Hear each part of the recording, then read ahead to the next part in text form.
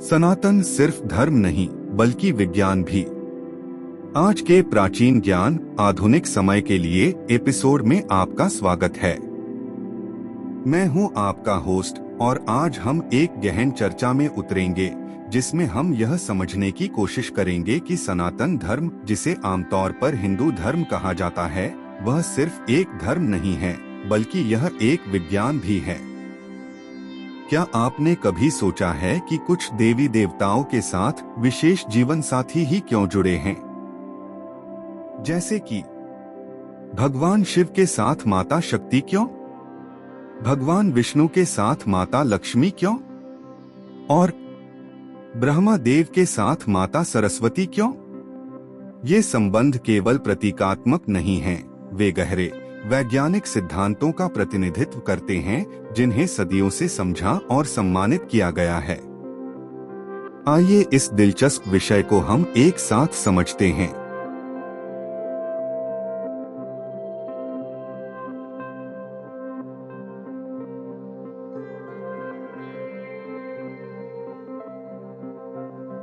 सबसे पहले हम बात करेंगे भगवान शिव और माता शक्ति के संबंध की। शिव को अक्सर अनंत चक्र जैसे कि सृजन और विनाश के अंतिम प्रतीक के रूप में दर्शाया जाता है, लेकिन इसका वास्तव में क्या अर्थ है? दरअसल शिव का मुख्य कार्य ब्रह्मांड का विनाश करना है, लेकिन यहाँ विनाश का मतलब अराजकता या नकारात्मकता बिल्कुल भी नहीं है। यह एक चक्र के अंत का संकेत मात्र है ताकि एक नए चक्र की शुरुआत हो सके। हालांकि केवल विनाश ही पर्याप्त नहीं है। इस प्रक्रिया को पूरा करने के लिए शिव को शक्ति की आवश्यकता होती है, जो ऊर्जा, शक्ति या प्रकृति का प्रतीक है। बिना शक्ति के शिव केवल एक निष्क्रिय, निर्जीव रूप ही होंगे। आइंस्टाइन के द्रव्यमान ऊर्जा समतुल्यता के सिद्धांत को याद करें। जिस तरह आधुनिक भौतिकी में ऊर्जा और द्रव्यमान एक दूसरे पर निर्भर होते हैं, उसी तरह इस ब्रह्मांडीय नृत्य में शिव और शक्ति एक दूसरे के अविभाज्य हैं। आपने बिग बैंग थ्योरी के बारे में सुना होगा। वह विचार कि ब्रह्मांड एकल अनंत घनत्व के बिंदु से शुरू हुआ था, जिससे आज हम जो कुछ भी देख रहे हैं उसकी उत्पत्ति हुई। हिंदू दर्शन में एक समान अवधारणा इस विचार में पाई जाती है कि अंत ही शुरुआत है। विनाश अंत नहीं है, यह सृजन की प्रस्तावना है। और इस अनंत चक्र में शिव और शक्ति मिलकर ब्रह्मांड के निरंतर जन्म, मृत्यु और पुनर्जन्म की प्रक्रिया का प्रतीक हैं। यही कारण है कि शिव को शक्ति के साथ जुड़ा हुआ दिखाया जाता है। कई चित्रों में उन्हें एक साथ दर्शाया गया है, जैसे अर्धनारीश्वर रूप में, जहां शिव और शक्ति एक ही अस्तित्व हैं, यह दर्शाते हुए कि एक दूसरे के बिना कार्य नहीं हो सकता। इसे स्त्री और पुरुष के एकात्मयी स्वरूप में भी समझा जा सकता है। ऊर्जा के बिना कुछ भी नष्ट नहीं हो सकता और बिना विनाश के बिना कोई नया सृजन संभव नहीं हो पाता है।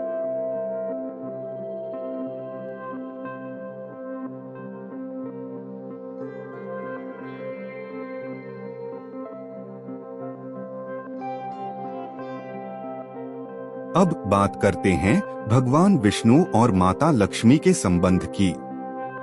भगवान विष्णु को ब्रह्मांड का पालनहार कहा जाता है। उनका कार्य जीवन के संतुलन को बनाए रखना और इसे सुचारू रूप से जारी रखना है। लेकिन बिना संसाधनों के पालन कैसे संभव है? यहाँ लक्ष्मी, जो धन और समृद्धि की देवी हैं, महत्वपूर्ण हो जाती हैं। बिना धन के जीवन का पालन असंभव है। और यहाँ धन के स्वरूप में केवल पैसे की बात नहीं हो रही, बल्कि संसाधनों की व्यापक दृष्टि में इसको समझना होगा। हम इसे स्पष्ट रूप से देखते हैं कि लक्ष्मी को अक्सर भगवान विष्णु के चरणों में बैठा हुआ दिखाया जाता है, जो यह दर्शाता है कि धन को जीवन के पालन के लिए उपयोग में लाया जाना चाहिए। लेकिन यहाँ एक गहरी सीख है। धन या लक्ष्मी को नियंत्रित करना और समझदारी से उपयोग करना आवश्यक है, जैसा कि उन्हें विष्णु के अधीन दिखाया गया है। यदि धन हमें नियंत्रित करने लगता है तो यह लोभ, असंतुलन और अंततः हमें विनाश की ओर ले जाता है। माता लक्ष्मी का भगवान विष्णु के चरणों में होना हमें यह याद दिलाता है कि जब तक धन का सही उपयोग किया जाएगा तब तक वह जीवन को पालने में सहायक होता है। एक तरह से धन का पालक के नियंत्रण में होना अनिवार्य है। शास्त्रों में भी माता लक्ष्मी को अक्सर समुद्र की गहराई में शेषनाग की शैया पर भगवान विष्णु के चरणों में बैठाया हुआ दिखाया जाता है। यह दर्शाता है कि धन का नियंत्रण में रहना आवश्यक है, क्योंकि धन का मस्तक की ओर होना विनाशकारी भी हो सकता है।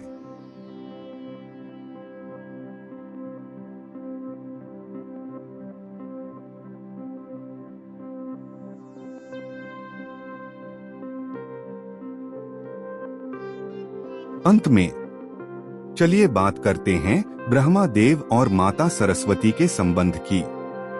ब्रह्मा देव जो सृजन करता है, ब्रह्मांड की उत्पत्ति के लिए जिम्मेदार हैं। लेकिन सृजन कैसे हो सकता है बिना ज्ञान के? यहाँ देवी सरस्वती जो विद्या, संगीत और कला की देवी हैं, उनका का महत्व समझ आता है। किसी भी प्रकार का सृजन ज्ञान के बिना संभव नहीं है, जैसा कि पालन के लिए धन और विनाश के लिए शक्ति का होना आवश्यक है। बिना शिक्षा, विद्या और ज्ञान के कोई भी सृजन संभव नहीं है। यही कारण है कि देवी सरस्वती को हमेशा ब्रह्मा देव के साथ दर्शाया गया है। वे सृजन के लिए आवश्यक ज्ञान का प्रतीक हैं, चाहे वह ब्रह्मांड हो, कला हो या फिर एक विचार हो। आप अक्सर देवी सरस्वती को कमल पर बैठे हुए देखेंगे, जैसे कि ब्रह्मा देव स्वयं होते हैं। कमल शुद्धता और ज्ञान का भी प्रतीक है, और जैसे ब्रह्मा ब्रह्मांड की सृजन के लिए जिम्मेदार हैं, वैसे ही देवी सरस्वती सुनिश्चित करती हैं कि यह सृजन बुद्धिमान और सूचित प्रकार से हो। कमल का फूल यह भी दर्शाता है कि ज्ञान को अज्ञानता के गंदे पानी से निरंतर ऊपर उठना चाहिए। चित्रों में ब्रह्मा देव और देवी सरस्वती भले ही अलग अलग दिखाई देते हैं, लेकिन उनकी निकटता यह दर्शाती है कि ज्ञान और सृजन अविभाज्य रूप से एक दूसरे से जुड़े हुए हैं। देवी सरस्वती को अक्सर व्यस्त दिखाया जाता है, जो यह बताता है कि सृजन की प्रक्रिया के लिए ज्ञान का निरंतर प्रवाह आवश्यक है।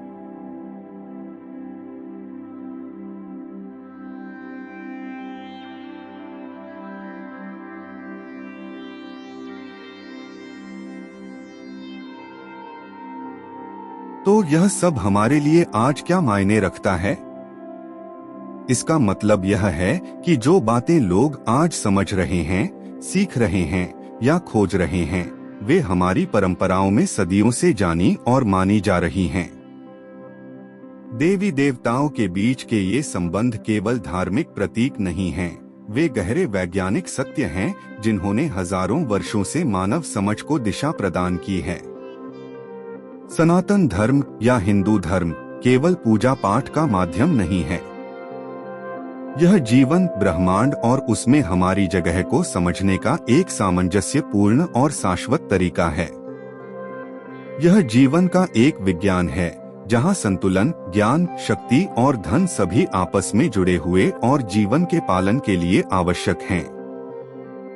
आज के इस सफर में मेरे साथ जुड़ने के लिए धन्यवाद। मुझे उम्मीद है कि इस चर्चा ने आपको इन प्राचीन शिक्षाओं की गहराई और बुद्धिमानी के बारे में नई समझ दी है। यदि आपको यह एपिसोड पसंद आया हो तो कृपया सब्सक्राइब करें और इसे उन लोगों के साथ साझा करें जो इस सामग्री को रोचक पा सकते हैं। अगले एपिसोड तक ज्ञान की खोज में लगे रहें और याद रखें कि जीवन के कई रहस्यों के उत्तर शायद अतीत की बुद्धिमत्ता में छिपे हो सकते हैं।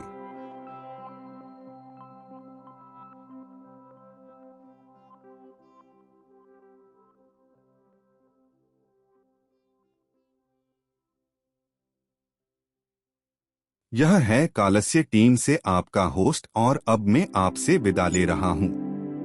जिज्ञासु रहें, संतुलित रहें और ध्यान रखें।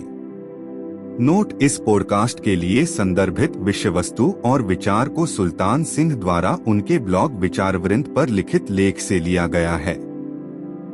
आभार।